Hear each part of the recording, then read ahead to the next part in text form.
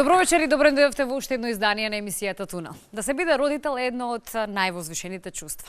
Постои ли граница кога е најдобро да станете родител? Кога можеби она чувство кое треба да го имате треба да ви се јави? Кога биолошкиот часовник треба да отчукува, да или да продолжи да отчукува, или треба да се навикнеме на идејата дека ако одминуваат годините, потешко е да се стане родител, особено во случајов вечерва зборуваме на темата мајка и тоа по 40-тата. Прекрасни гостинки имам и нивните разговори вечерва сакам да ги споделам со вас, бидејќи се крајно енергични, ги рушат табуата и веруваат дека кога нешто многу силно се сака, не постои никакво ограничување, особено не временско. Ќе ја поканам Сузана Турунџиева. Добро вечер. Добро ни дојдовте. Еве повелете. Драга мила гостинке. Темата е таа, мајка по 40-тата. Реков дека постојат одредени верувања. Медицината можеби има некои не само верувања, туку одредени кои ни прави статистики, се разбира, истражувања околу тоа кога можеби е најдоброто доба да се стане мајка. Вие станавте и пред 40-тата со вашата прва ќерка Лора, која денес има веќе 13 и нешто години. Да. Многу искусивте на убаво чувство да се биде повторно мајка по 40-тата. Да, значи како што кажавте, нема правила, поместени се границите, особено последниве 15 на години, се повозрасни жените раѓаат, девојките, веројатно заради тоа што сакаат да ги изживеат сите нешта, сакаат да се школуваат, сакаат да шетаат, сакаат да заработат, па потоа да планираат семејство, мада се по планираното не оди. Во минатото не било баш така и во минатото се мислело дека ако после 26-7 родиш, си веќе стар. Значи, јас стара го родив првото дете на 30 години, уште постара го родив второто дете на 40, а сега здравје Боже на 53-тото. Да, супер, да. Да. Ќе правиме и емисија тогаш за ќе ни оставите Да простор знаеш, мајки по 50-тата. Да знаеш дека ќе правиме. Значи ли тоа дека воопшто годините никогаш не ви биле мерка, репер за тоа кога нешто треба да се случи или да се направи? Не ми биле мерка, јас се уште се чувствувам како да имам 23,5 и се уште добро се држам, добро се носам со годините. Евентуално кога ќе ме прашаат, треба да погледнам во личната карта, бидејќи со цифри не се занимавам и никогаш не ми биле цифрите некоја добра страна, значи не бројам години. Спортувам, здраво се хранам, планирам да живеам на кај 95 години, значи добро ќе ги одраснам и ќе ги омажам добро. Битолчани во генот да. имаат, да речем, висока ставка на долговечност. Па Не знам дали имаат одредени тајни. Но правевме истражување скоро, затоа велам дека имаат статистика таква која го подкрепува муабетов. Па да, ако живееш во некоја чиста средина, ако веројатно повнимаваш малку и на исхраната и на животните навики, мислам дека читав некаде на некои статистики, сега ова нека не биде, нека не ме сватат многу сериозно, дека воопшто не е проблем да се живее 115 години ако внимаваш што јадеш, ако спортуваш, ако пиеш доволно течност, ако немаш прекумерна тежина. И се разбира ако живееш во некоја чиста околина, што ние таква околина за жал тука немаме. Немаме, но се друго може да си дозволиме од ова што го наброивме. Така, да. Голема е разликата, голема, но сепак не е, можеби пак ќе речам со цифри да не се расфрламе, но сепак 13 и повеќе годишна. 10 со кроми. 10 со кроми, да. Од прилика меѓу децата толку има, нели? Разлика. Да. Сепак е еден нов стадиум кога веќе сте направиле и сте го изоделе патот да порасне детето во свој човек, самостоен, училиште, пелени, сето тоа, нели, минало како фаза, се враќате повторно во онаа првична фаза, непроспиени ноќи, вадење запчиња, настинки, температури и слично. Како?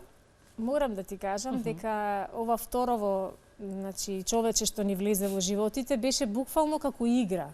Првиот пат ја имавме изиграно играта, ама многу сериозно. На прво дете му се тресеш, го дзиркаш дали дише, дали ова, дали она, се плашиш, се по книга гледаш да биде. А на второво веќе толку многу си опуштен, што можеби и самото дете така се однесуваше. Не ни правеше стресови, немаше врескање, плачење, немаше температури, немаше толку многу непроспиени ноќи. И мислам дека со Матеја, со мојата втора ќерка, песна ни беше растењето. Дури таа некако како сама да истрча, сама пред време да порасна, сама созре и сама се однесува многу позрело од годините кои ги има. Што значи годините, што значат за жената кога можеби станува мајка, кога тоа е во некоја порана возраст, а што предностите кои се можеби и маните да станете мајка подоцна? Па жената е едно чудно суштество. Мислам дека тука Бог ја дарил со многу нешта и вградил некој софтвер да таа може да координира многу работи и да остане млада. Само доколку е сакана, доколку е ценета во средината во која живее и доколку и дадат простор и професионално да се реализира. Мислам дека тука е најважната работа за жената. Таа како мајка нормално дека природно е надарена да влезе во секоја ситуација, да ги покрива сите грешки, да ги прави сите нешта кои другите не ги направиле. Но јас мислам дека за жената ништо не значат годините ако има добар состав на луѓе околу себе, дали е во регуларен брак, во нерегуларен брак е сосема неважно. Мислам дека треба да има луѓе кои ја сакаат, ја почитуваат и тоа умеат да и го покажат и со дело. Ве плаша одредени податоци и истражувања и тоа што се прават екстра прегледи кога веќе жената е малку повозрасна и ќе одлучи да стане мајка? Па кога не знаев за сите тие амниоцинтези, за сите тие испитувања кои се прават во не знам оваа недела, во таа недела, мислам дека посреќно ги поминував сите недели. Кога почнав да истражувам досадувајќи се навечер на компјутер, почнав уплав да ме фаќа. Правевте амниоцинтеза? Да. Правев и тоа беше за мене преголем стрес. Меѓутоа ги преживеав тие неколку десетина дена додека ги чекав резултатите, си најдов неколку бели влакна и за среќа се беше добро. Од овој аспект денешен, вака кога си ги гледате децата, помислувате можеби требаше порано да станам мајка? Доаѓа такво чувство на размислување? Не бидејќи јас и на 30 не бев подготвена. Јас значи не кријам да кажам да. дека Лора не ми се случи планирано. Првото дете мене не ми се случи планирано. Едноставно се случи. Кога второто сакавме да го испланираме, не сакаше. Дури почнав да си вртам во глава дека јас патам од некаков секундарен стерилитет. Тоа не знам дали постои таков термин, ама јас така го крстив. Си го сручен. Да, така си го составив и почнав да размислувам дури и на инвитро. А се беше во ред, немаше никаков проблем. Меѓутоа, кога сакаш да го испланираш семејството, едноставно не можеш. На 30 години јас воопшто не бев подготвена да станам мајка. Од кој аспект? Од аспект што тогаш бев во еден неверојатно голем професионален залет. Значи, се што ќе почнев ми поаѓаше од рака. Имав многу професионални обврски кои многу ме исполнува, имав некој свој живот како единка кој мене во тие моменти многу ми годеше. И не бев подготвена, треба да изодиш некој пат, значи треба да има некој развоен дел, па ова, па она. Едноставно за брзо време, за многу кратко време јас се омажив, јас ја родив Лора и кога ја родив веќе сватив дека стравовите не требало воопшто да бидат присутни и првата работа кога ми ја дадоа во раце, само си реков Боже, со што заслужив јас ваква среќа. Значи мислев дека таа среќа треба да се случи после не знам колкава припрема, нели? Треба да заслужиш. Кој човек не заслужува да стане родител? Зошто се плашат жените да станат мајки во ваков период, како што и самите го споменавте, период кога исклучително се многу продуктивни по прашање на работа, креативни, творат и ствараат? Од каде тие сите стравови нели ни доаѓаат од типот ќе бидам во можност е тоа да го правам ли? Па мислам дека помалку и бабите и мајките се криви, бидејќи малку повеќе од потребното филозофираат. Обично онаа фраза сите мажи се исти, дека ќе видиш после кога ќе се омажиш медот ќе биде, млекото ќе биде на недела или месец и после пупу не важи. Мислам дека од тие такви предрасуди од минатото, мислам дека жените се плашат да ја изгубат индивидуалноста, се плашат да ја изгубат својата персоналност, значи она што јас сум си била јас, дека ќе немам време повеќе за ништо, дека ќе седам дома и само ќе чекам, ќе готвам.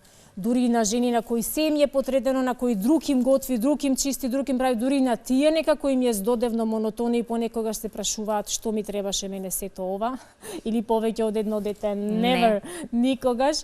И мислам дека сето тоа доаѓа токму од таму. Доколку го сватиш бракот и семејството, заедницата како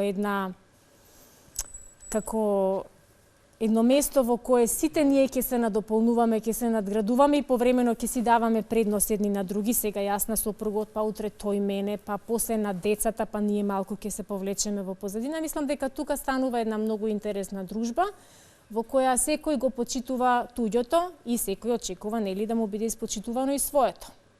Кај децата што почитувате?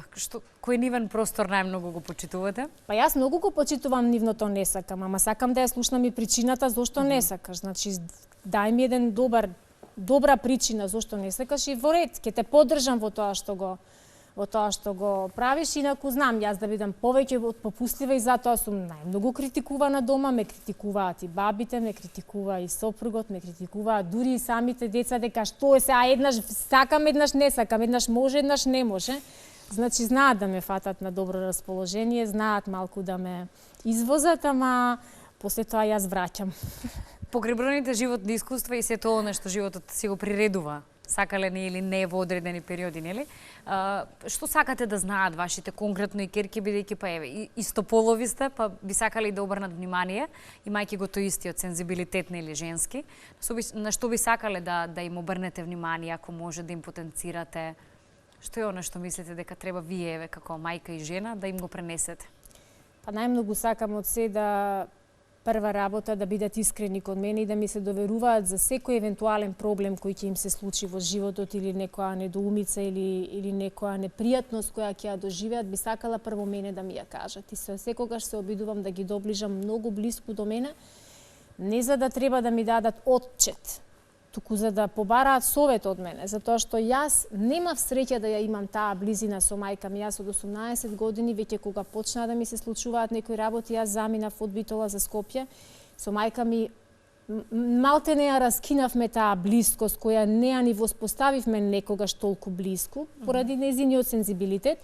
И секогаш ми било криво што се среќаваме транзит. На разминување. Види се, поздрави се, јади, пријатно, како си, што си и толку. Значи, жал ми е што ја немав таа релација и се обидувам да ги доближам моите керки до тој степен да ми станат другарки, да бидеме тие кои што ќе си знаеме се, ќе си помагаме во се. И секогаш се обидувам да им ставам до знаење дека дури и кога понекогаш грешам, не го правам тоа свесно, го правам од што многу ги сакам, од што многу сакам да не сгрешат таму каде што јас некогаш сум сгрешила. Може ли да се заштитат премногу децата? И од се? Мислам дека нема таков родител кој успеал до тој степен да ги заштити од се лошо, од се негативно, дури и да повлијае на среќата на сопствените деца. Нема таков родител. Ти можеш да се трудиш, ти можеш да ги насочуваш, можеш да ги пренасочуваш понекогаш дури и по сила, дури и со сила, но она што тие ќе наумат, ќе го направат. Разликата меѓу Лора и Матеја е поголем, када рековме, но како го споивте тој момент? На сепак Лора веќе реков повозрасна, израсната девојка и доаѓа и нов член во семејството и практично не се од истите родители. Да. Имаше ли таква ситуација која вие моравте исто да ја пребродите и да одиграте умешно? Апсолутно не. Ние покрај Лора и Матеја имаме уште една дадичка, значи тука и 11 годишната Мила, која толку добро се синхронизира во целата таа средина, дури и толку многу се поврзани една со друга, што ние тешко доаѓаме на ред да кажеме нешто, значи тие трите царуваат како никој дома. Лора последните година дена пред да забременам јас со Матеја, веќе толку издосади неизе да биде сама, што таа секој ден ме тераше, живеевме блиску до соборен храм, ме тераше да одиме до црква и таму да се помолиме дека таму ќе се фати нели нашата молитва и ќе успее. И така и се случи.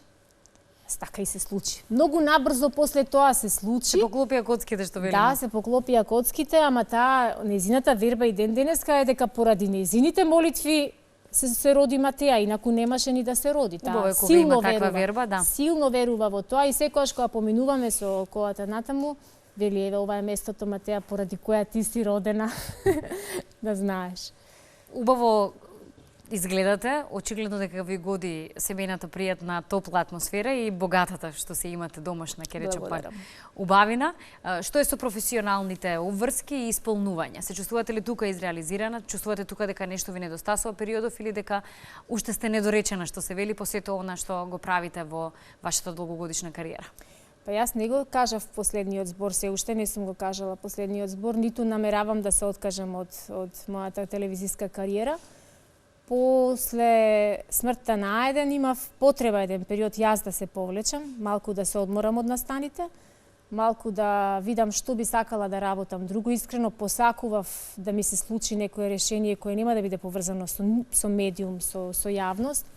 И почнав да работам на таа тема. Понудив еден проект во општина Карпош, формирав хорче, детско хорче, кое сега за сега одлично соработуваме, имам 40 на девојчиња кои сакаат да пеат, се дружиме редовно, држиме проби во основното училиште Коменски, инаку ги следам сите настани низ општината. И убаво ми е, тоа е мое мало, таму се чувствувам јас дома. Своја на својот. Да, втора дома ми е таа после Битола. И ќе има уште нешто интересно ново сега набрзо, значи нешто повторно врзано со телевизија и со медиуми, ама не смеам да откриам. Ајде, нека има повод за уште едно гостување. Така е. Наследија нешто девојчињата од вас по прашање на талентот, конкретно пеењето можеби или ете желбата да се експонираат во јавност? Значи јас долги години мислев дека Лора не е музикална, дека само го разликува ритамот и ја носев на хип-хоп и беше во тоа одлична. Значи сега нешто и се здосади, па почна да доаѓа во хорчето кај мене. Но требало да се заљуби. Еве сега знам дека многу ќе ми се љути што го кажувам ова, требало да се заљуби за да и се наштима и интонацијата. По заљубувањето Лора пее, да не речам исто како мене. Слично, ама теа е родена музикална, ама теа е шампион и верувам дека Матеа еден ден ќе биде далеку попопуларна од мајка. И ја верувам дека ќе се видиме во некоја следна прилика, еве вака сите собрани со девојчињата, а можеби со плюс уште некој член од вашето семејство. Рековте не се откажувате, нели? Па до 50 имам уште едно 5-6 години да се припремам. Ама ние сме тука. Јас сум буквалист жиле. Мене мојата докторка гинеколог кога забременив со Матеа ми рече: "Сега, па ти си го одложила до 55 години климактериумот, значи нема шанси да те фати климакс пред 55-та година." Викам супер, значи на 50 јас можам. Ете еден од бенефитите што се вели, нели? Да. Така е. Ајде, нека биде тоа повод можеби за нашето следно видување. Па и поскоро нема да чекаме 55-та. Се надевам со задоволство. Ви благодарам за вечерашното гостување и отворениот разговор и во некоја следна прилика ќе ви биде драго повторно да се видиме. Благодарам и јас.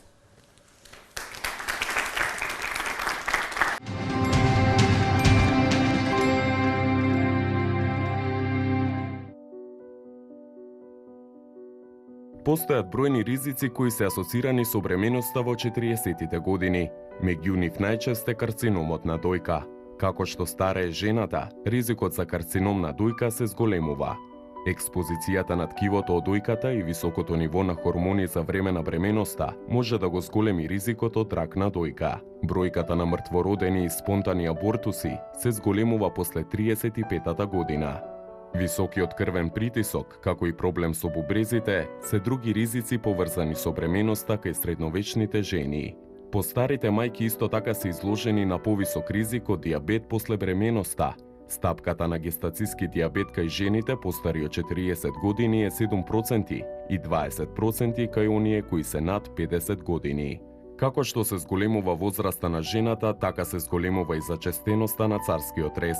Проблемот со царскиот рез е ист како и со која било друга хируршка метода, што подразбира колку постар пациент, толку поризична операција и послабо опоравување.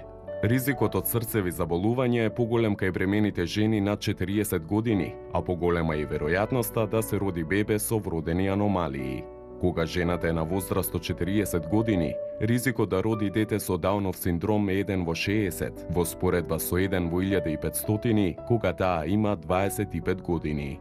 И покрај сите ризици, во изминатите 20 години, бројот на жени кои се породиле над својата 35-та година е двојно зголемен. Многу постари жени успешно раѓаат здрави бебиња, а исто така се психички зрели за да ги одгледуваат децата. Напредокот во медицината е доволна сигурност дека жените над 35 години не треба да се плашат од првата бременост. Ризикот се намалува уште повеќе кога жените над 35 имаат второ бебе. Статистиките покажуваат дека возрастните личности, чии мајки ги родиле на возраст меѓу 35 и 44 години, не се ништо помалку здрави во своите 40 и 50 години од животот, од оние чии мајки во моментот на породување биле стари меѓу 25 и 34 години.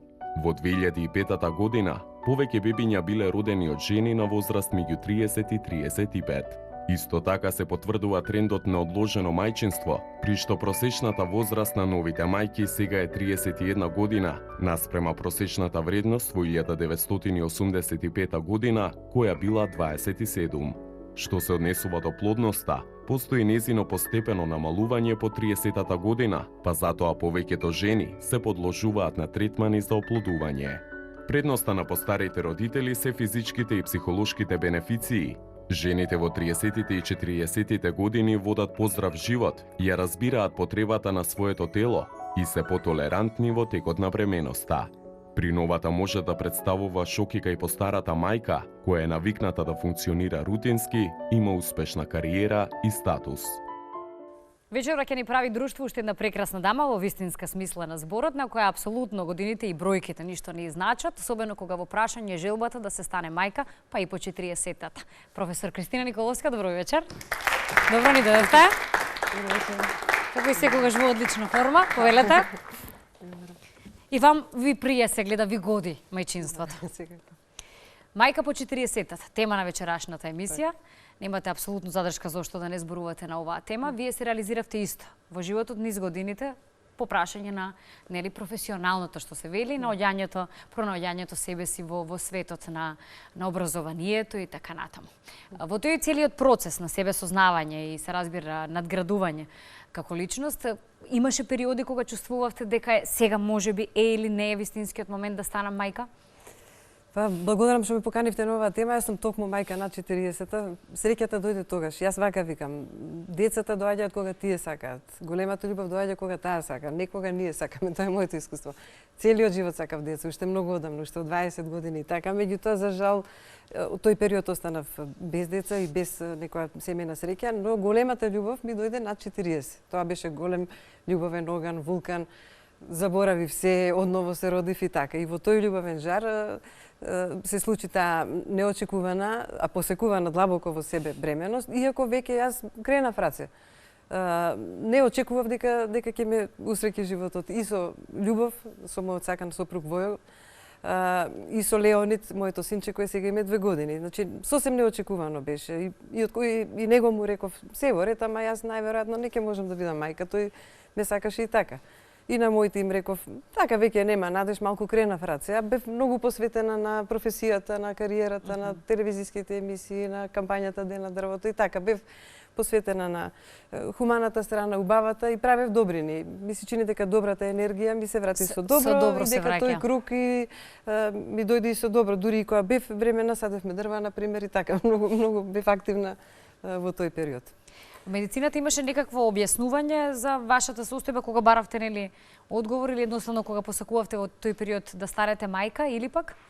Па немав дијагноза, немав некој проблем дека е. Веројатно вистинската љубов е таа која создава деца, така што колку и да одите вие по лекари и по медицини, може и на крај на свет додите и се да направите ништо да не биде. Може и ништо да не направите, едноставно вистински се заљубите и некој да ве сака и тогаш се создава плод, тогаш се создава таа планета што се вика детенце и навистина така ме награди мене животот, природно беше се, без медицинска помош, понатаму иако си бев нели потретман, секако ја почитувам медицината, но тоа се случи сосем природно и како знак на голема љубов. Ве плаша и вам предвидувањата по прашање на тоа медицината или едноставно нели сите испитувања што се прават конкретно во тој период кога жената е малку позрела и така натаму, па сите тие проверки, очекувања како што и со Сузе зборувавме на резултати, дали ќе биде се во ред, дали ќе излезе се во најдобар ред. Каква мисла водилка имавте во тие моменти? Па ги следев советите на лекарите, имав една криза на почетокот на бременоста и после тоа бев во патолошка бременост, морав да мирувам, бев на боледување, не одев на работа, но голема енергија и љубов. Слушав многу музика. Еви дете е музикално сега многу активно, сака уметност многу и така. Читав книги, некако благородни работи правев, добрини правев, добра енергија. Љубов многу со сопругот, родителите помагаат доста, пријатели, така позитивното ме повлече многу и тоа ме заштити на некој начин, но секако советите на лекарите цело време ги слушав, ама имав добро чувство дека добро ќе биде. Бев борец, бев многу храбра, имав поддршка и љубов и уште имам од сопругот и од моите и тоа многу ми значеше. И бебенцето беше борец, чувствував дека е така, преживеа се што беше како драма внатрешно во стомакот и тие се големи борци, дури се роди и пред време, 2 месеци, но одлично после напредуваше и сега е напреден. Сето тоа е надокнадено и одлично, одлична здравствена состојба, е весело, е активно детенце и така. Се јавуваат стравови во тој период како ќе издржам, нели јас сум сепак позрела лично, детето е мало, си бара поголема енергија околу него, нели околу одгледувањето, да му се посветиш се. Навистина крајно енергични ни ја трошат енергијата колку и да ја враќаат, но бараат да се посветиш максимално. Секако, секој зрел, реален родител би се загрижил. Но сепак мајката е чудесна, нема години, наједноставно. Јас навистина се чувствам како имам 20 години, се преродив со тоа раѓање на детенцето и со самата бременост и се укинува таа граница. Многу јака се чувствував енергетски и здрав живот водам и балерина бев во младоста, и сопругот спортист и така. Тоа има врска доста колку вложувате во себе и дали сте јак, дали верувате дека се ќе биде добро. А секој реален нормално се прашува. Јас сум свесна дека и јас ќе бидам во подлабока старост, моето детенце ќе има сепак повозрасни родители, нема. Но има предности, аз има и негативности сето тоа. Може кои се тие, да, кои се? Предностите се над 100% би рекла, мислам навистина се многу повеќе предности. Од негативностите се можеби само заморот. Сепак колку и да вие се трудите, нели, некогаш ќе покаже мал знаци на заморот и малите дечиња во таа возраст сите се активни многу. И не можете да го стигнете физички толку. Па дури 20 години да е некој, не ќе може да ги стигне. Паѓате на крај тие движења да ги правите и науката докажала за неколку минути ќе паднете од замор, нели сепак што ги прави малото дете. Но мудар родител ќе знае да ја канонизира таа енергија, посакуваме натаму да си оди на спорт, на пливање, на се што ќе покаже како афинитет, нели? На лето на пример на плажа, кога не е лето прошетки, точаче да вози и така. Веќе му ја насочуваме енергијата како што треба. Во крајна линија јас бев хиперактивно дете, па многу сакав балет или не знам активности и уметност и таа енергија ја трошев. Значи треба да има каде и со љубов да му се посочи тоа. Трпение, љубов, тоа многу бара, тоа го има, тоа го чувствува. Расте меѓу среќни родители кои што очигледно имат семејна топлина и хармонија и тоа и него му значи и го смирува. И така во таа атмосфера може да се насочи на позитивно сета негова енергија која е еден вулкан, навистина импресионира колку има енергија.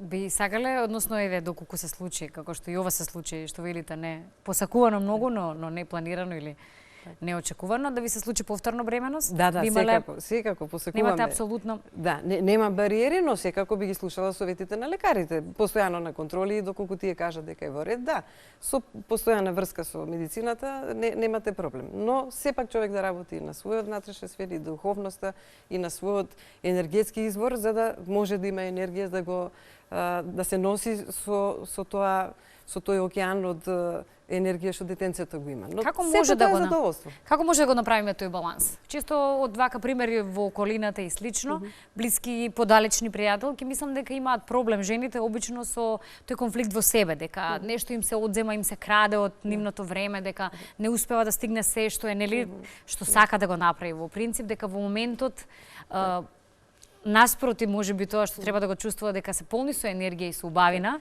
чувствува дека многу работи се ускратуваат и се одземаат и дека некој е виновен за сето тоа и таа ситуација. Ништо мене ми е ускратено и на сите мајки сакам да им кажам дека ништо не може никош да ми биде ускратено, ниту детето да им пречи. Напротив, доколку се посветам креативно и на приготување на исхрана, секој ден сакам да му готвам и креативно и следам што му се потребите на организмот и вкусовите и така натаму и на сопругот и на семејството воопшто. Јас имам повеќе енергија и да напишам книга, и да бидам креативна, да украдам малку време кое ќе заспие навечер или многу подобро пишувам, многу сум поинтересна, многу повеќе нови случувања има и во науката, потолерантна сум кон студентите или повеќе ги разбирам луѓето во секојдневието, многу пошироко и подлабока како личност станав. И еве и со кампањата на Ден на дрвото и сите настапи на телевизија што ги правам, значи се ми е посмислено и подрагоцено времето, повеќе го ценам времето. Само ми е криво што порано не се случило сето ова, па само тоа може, друго ништо не ми е жал. Но напротив повеќе енергија добивам. Една насмевка на сладкиот Леонид ќе ме направи се да заборавам и ништо да не ме боли и колку и да сум изморена и колку и да не можам да станам, ќе бидам околу него заедно со татко му и сите потреби негови бидејќи 2 годишно малечко дете да ги задоволим. Радостите, смеењето, хармонијата, љубовта што имаме, таа не полни со енергија, таа е извор на се. И некако мајката наистина чуден организам кој што се обновува, се подмладува, се полни со нова свежина и го осмислува семејниот живот. Едва и чекам да бидам со нив. Значи, дури имам проблем другото време да го осмислам веќе, а пререализирана сум и во кариерата, и во професијата, и работите веќе си одат сами од себе, и задоволство ми е и тој свет на професијата, да работам со студенти, и со телевизија, и со Ден на дрвото, и со се што е околу мене, хоби или да работам на себе, на продлабочување на мене и на семејството. Значи, тој е дел кој функционира. Тој не можам никош да го изгубам. Здрава личност, која знае да го креира својот живот, која се обраќа на маси, која 2 милиона повикува на кампања, може да има време и да украде и го доев детето, верувајте, во паузи и ја водев кампањата и садев и бремена и се. Значи дури најмасовни работи можете да ги поднесете, голем напор. Еве гледаме и медиумски личности, има исто така во повозрастни години, но знам од каде им доаѓа таа енергијата. Таа енергија што секоја мајка ја има, е сега прашање како сака да ја насочи.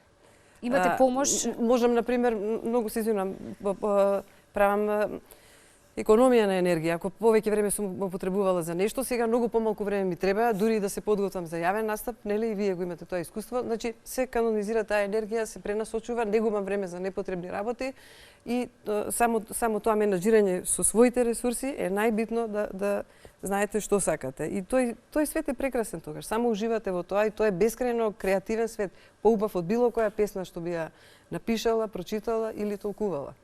Една насмевка на едно дете е планета поголема од се. Тоа што на студентите ќе ми треба цел семестар да им објаснам, можеби што значи тоа. Да. Немате проблем со студентите и со извршувањето на сите тие обврски кои ги имате и на факултет, велите и си пишувате така натаму? Уште повеќе уживам во професијата, уште повеќе. Оти го ценам тоа време и таму и дома. Ве прашав помош дали имате, дали имавте потреба од помош, дали ви беше паника, страв, како би се снашле можеби? Сопругот ми помогна најмногу и родителите. Не сакав да има жена некоја, нели? Од наесен ќе оди во градинка, детето ќе се социализира, тогаш ќе биде 2 години и 10 месеци и така. Не сакав да има друга енергија, сакав да ја почувствувам мојата енергија, оти не жалам за ни една минута, колку што ми дозволува професијата. Малку станува и помодарство да сега децева, нели, кога ги имаме, ги ствараме, па сакаме и екстра помош, па да не сме комплетно посветени. Тоа и не го разбирам јас. Да платам некој да го гледа моето дете, мислам тоа апсолутно не може да го сватам. Добро, разбирам некој да професионално не може, па но тогаш сепак градинката е добро решение, социализација, компетентни се, убави се градинките и така. Во тој систем детето ќе си влезе секако, но да платам некој јас да уживам, тоа е незамисливо, сурово, непотребно. Најпотребно кога му треба него да ве почувствува мирисот на мајката, топлината, љубовта, насмевката, радостите, па тоа време јас не можам никогаш да го добијам. Јас треба да платам за да го добијам тоа е привилегија, не некого да плаќам. Жално е тоа време да го скратите, доколку можете, доколку нема излез, секако некој може да помогне. Да, но сопругот колку му дозволува работата и тој е посветен многу на свој машки начин, нели тие ќе се прошетаат или така натаму ќе спортува, сега тоа е машко дружење и така и родителите мои многу помагаат и така, но и сите добри луѓе им благодарам кои што ми даваат енергија. Дури овој разговор и ова мене ме храни и сакам и гледачките да имаат порака дека треба да се верува, дека навистина е поместена границата. Не треба воопшто да се има бариери, дека подоцна е проблем. Поместена е границата и мене гинекологот исто така ми кажа најмалку деценија сте помлада, биолошки сте јака да го издржите тој товар и не гледам никаква пречка, така што во консултација со медицината под надзор се би било добро.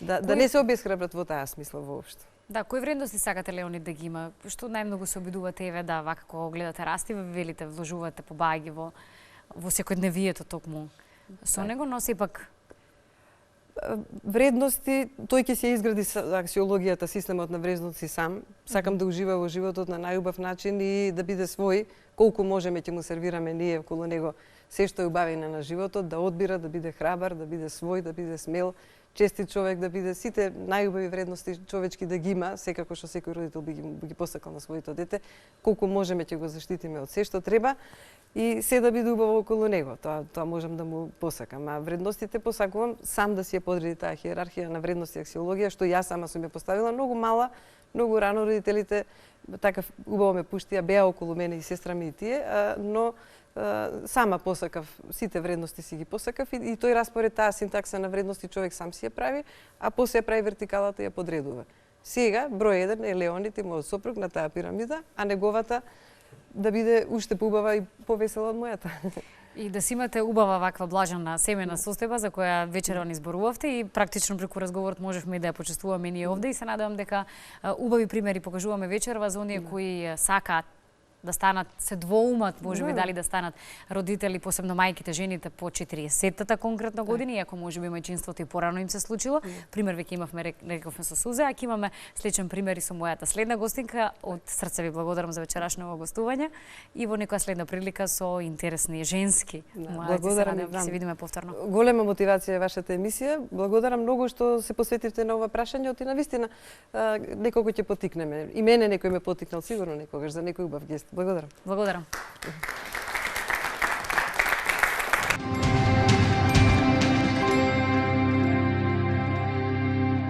Имаме уште една убава топла приказна за тоа да се биде мајка пред, но и по 40-тата, изреализирана како личност, за да го сподели, реков, своето животно искуство и сето оно што мајчинството си го носи. Маја Серафимовска Борозан, добро вечер и за вас. Повелете. Професорка, и овде имаме. Веднаш во да го најавам како дел од разговорот, она што вие го правите, се соочувате со многу деца секојдневно и во вашата кариера се соочувавте, но мајчинството ви стигна години подоцна. Во моментот кога работевте со деца, практично ги воспитувате и растат покрај вас, чувството се јавува ли порано или подоцна да се биде мајка? Ги согледувате ли оние моменти кога ги гледате децата? Сега време може би јас едно мој, или може би да си споредувате моето ќе беше Еве Волкова ако родев до сега и слично, или може би не? Па мислам дека не. Всушност професијата како педагог и професор таа огромна енергија што ја почувствав према моите ученици, може би го пробуди во мене и мајчинството, секојдневната комуникација со ученици. Меѓутоа, друго е чувството кога самите ќе почувствувате дека сте мајка, дека го држите тоа прекрасно суштество во раце. Тоа е незаменливо чувство. Првата бременост ви се случи на 34, на 35 се роди Тома, мојот прв син. И тоа беше планирана бременост, патолошка. По 3 години Богдан, значи на 38, и по 40-тата, значи на 40 Зуна. Добија сестричка, меѓутоа они имаат и поголем брат, Стефан, кој што има 21 година и студент. Навистина они се убави четворица, разлики во годините, но и би рекла за вас еден извесен период навистина на брзи рожби. Да, за краток период 3 дечиња е многу. Какво е чувството или моментот да се преживеат сите тие периоди на да се стане мајка, но да првото кога дознав дека сум бремена со Тома, веднаш ми соопшти дека мора да мирувам, значи да напуштам работата и да идам на патолошка бременост. И за тој период ги прочитав, мислам, сите книги за бременост, за мајки. Таа радозналост ме обзеде, така да на интернет читав сите информации, се ми беше интересно. Сите испитувања, амниоцентеза 2 пати се правеше и Тома се роди пред време, поради одредени компликации. Сега е прекрасно дете, веќе ќе трне и во школа, во септември. Тоа не ме поколеба за следната бременост? Да, следната бременост исто беше планирана, посакавме, фактички тоа е огромната љубов што ја имаме, што ја гаиме со Боро, значи мојот сопруг Боро, сакам да го поздравам.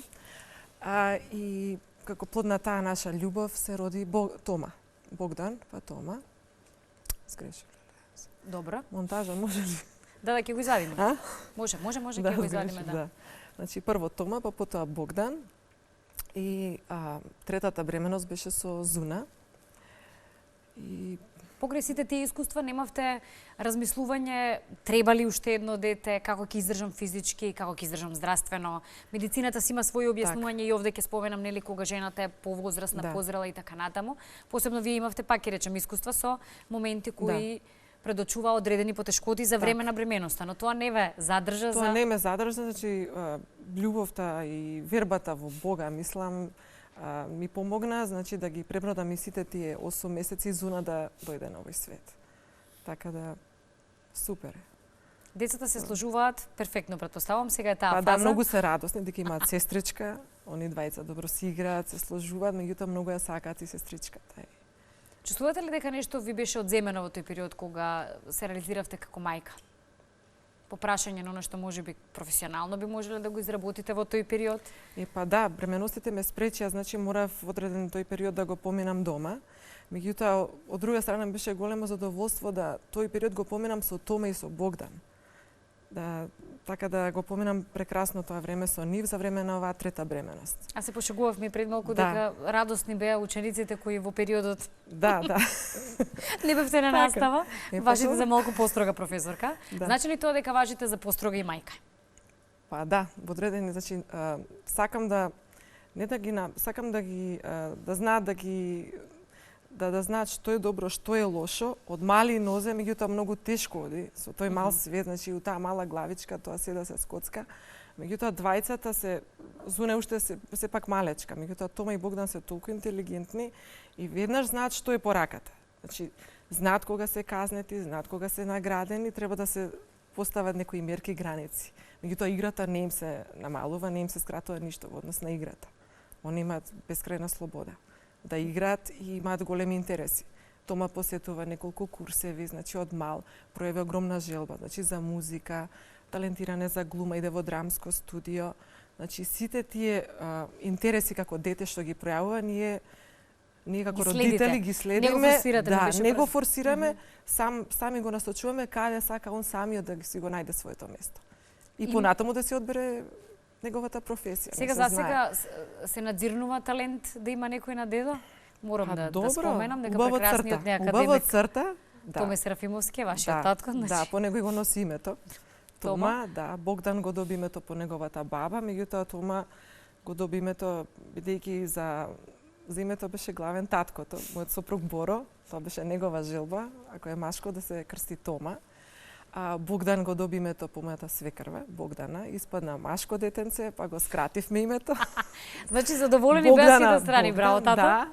А Зуна го доби името по мојата баба, бидејќи јас сум посакувала како малечка да ме крстат Зуна, дека е специфично име. Да, специфично е, тоа сега да прашам. Ние го сменивме спелингот, значи наместо З во кирилица, во латиница нема З како буква и да нема тој проблем околу тоа, нели, со изговорот и затоа е Зуна.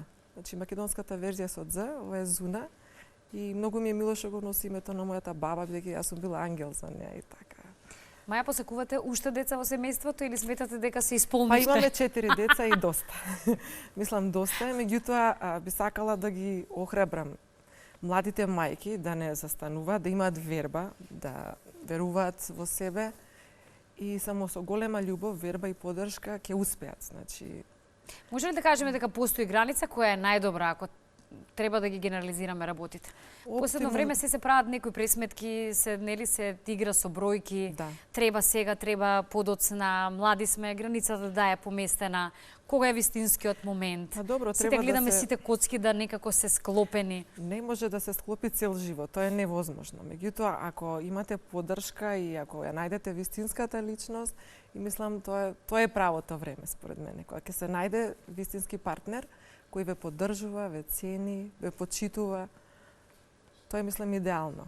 Што јас мислам подоцна, значи по 35-та го најдов и го реализирав во едно прекрасно семејство.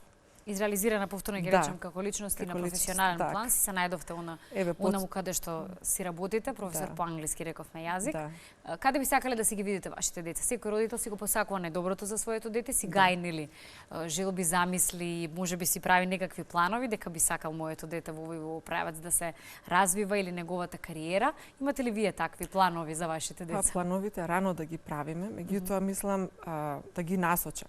Значи самите ќе си го најдат патот, меѓутоа насоката, советот да не ги прават можеби моите грешки, од моје лично искуство ќе ги советувам. Меѓутоа самите ќе ги Тома на пример, он е многу индивидуалиста. И мислам самиот ќе си го изнајде својот пат. И Богдан и Зуна исто, сите деца, значи не може да се крои на никого судбината. Тоа е невозможно. Може, например, ако има некоја пречка, ќе ја трнеме од патот. Ќе му помогнеме, ама судбината тоа е, се знае, тоа што е зацртано ќе биде. И вака А сега сами? кога си ги гледате децата си велите што? Дома кога се наброи. Па многу е убаво. Многу убаво, топол дом, убав, хармоничен, исполнет со играчки, со игра. Деца, цртани, не знам, тоа треба се почувствува. И на сите им го би им препорачала, значи, ако имаат можности, ако сакаат, да си го остварат сонот. Не дека нема да има моменти кога ќе бидете преморени, Да. исцедени Заморот. крајно и со енергија и... Заморот, неспиењето, тоа е добро. Меѓутоа, како претходната гостинка што кажа, една насмевка и се заборава. Се полнат батериите и повторно тргнувате работа и секојдневие и така. Опрски и така. Да си имате многу насмевки во вашиот убав топол дом. Благодарам. Да се зголемувате.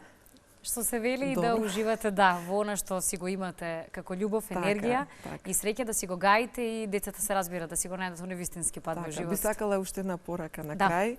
Значи за идните мајки да ги охрабрам да се реализираат со една поговорка што викаат едно дете кон едно, две се едно, а три се деца. Супер. Ви благодарам многу и вам. Така порака. Благодарам.